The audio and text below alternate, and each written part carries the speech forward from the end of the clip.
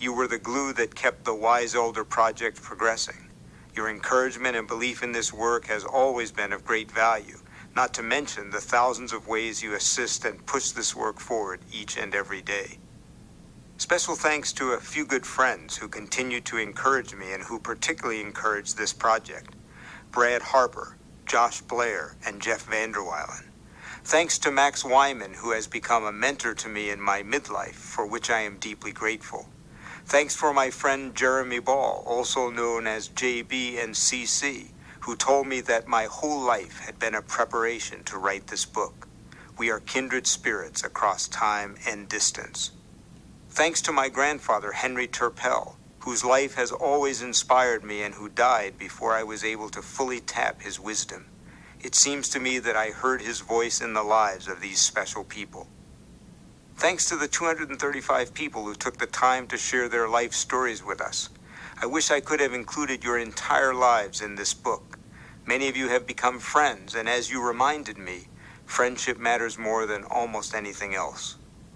To those who we were not able to quote directly, please know that even if you are not quoted directly, your wisdom has shaped the message of this book.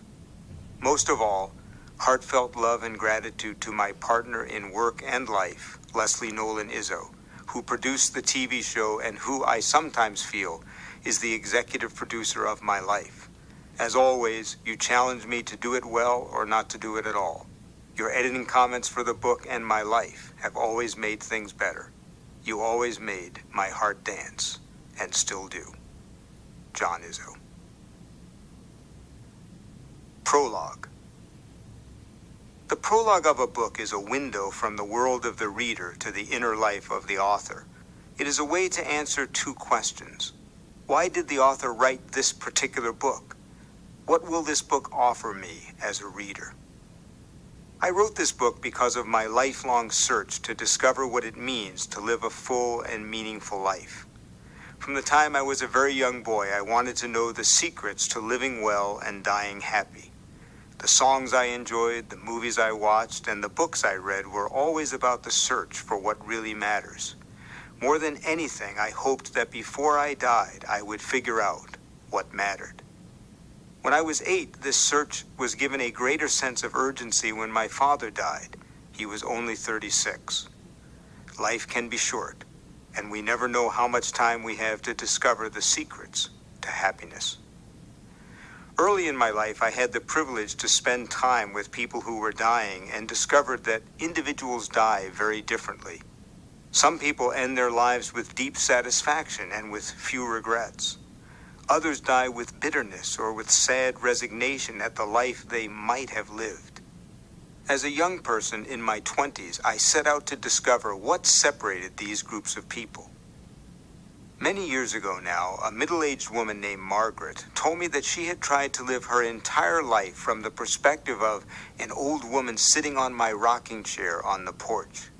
She told me that whenever she had a decision to make, she would imagine sitting on her porch as an old woman looking back on her life. She would ask that old woman to advise her on the path she should take. It was a beautiful image. In my mind, an idea began to germinate.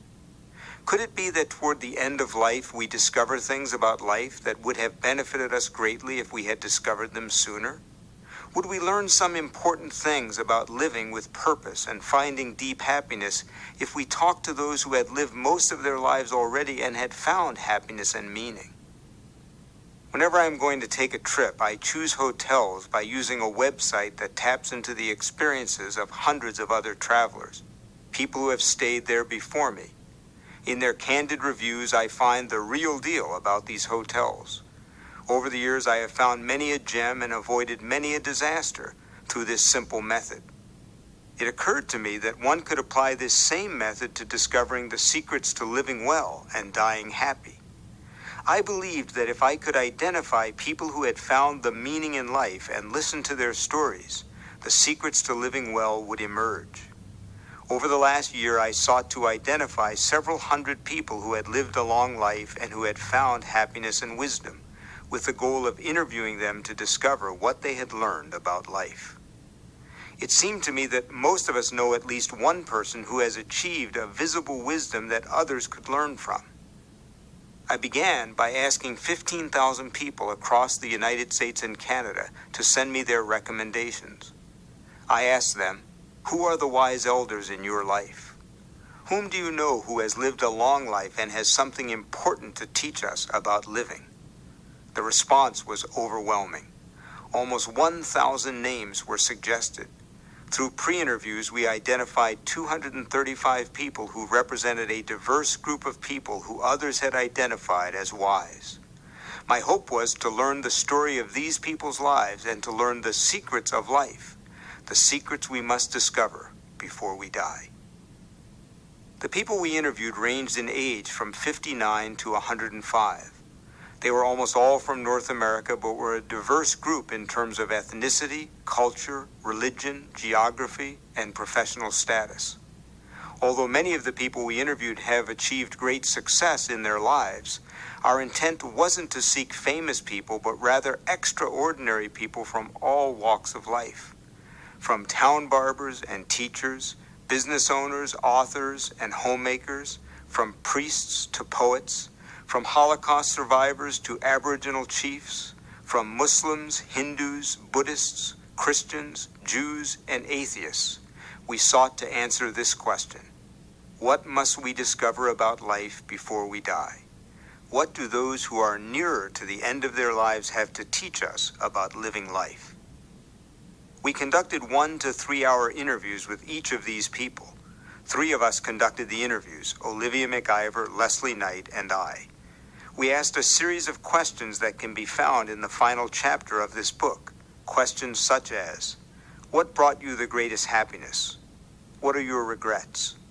What mattered and what turned out not to matter? What were the major crossroads that made a difference in how your life turned out? What do you wish you had learned sooner? The book has 4 major sections. The first section will help the reader understand the methodology we used and how we selected and later interviewed these people. The second section explores the 5 secrets that we learned from these 235 wise people. The third section explores how we can put these secrets into practice in our lives. One of the things we learned is that knowing the secrets is not sufficient. Indeed, what separates these people from many others is that they had integrated these secrets into their lives. The final section provides a list of the questions we asked each of these people. Questions we hope readers will ask themselves and ask the wise elders in their life. And a list of the best responses to the question, if you could only give 1 sentence of advice on living a happy and meaningful life. Finally, there is an epilogue discussing how the interviews changed my life. Writing a book based on the lives of several hundred people presented a real challenge. Each life was unique and offered its own opportunity for learning. Since I believed that presenting the stories of several hundred people's lives might overwhelm the reader, I made the choice to share personal experiences from a much smaller number, about 50, that were representative of the larger sample. I decided to use only first names, and you will find that many individuals appear numerous times, since their lives help to illuminate each of the secrets. Although I share specific stories from this smaller number, the reader should know that, with very few exceptions, the 5 secrets were common among all those we interviewed. In the chapter titled The Secrets to Life in 1 Sentence or Less, I share wisdom from a broader number of people.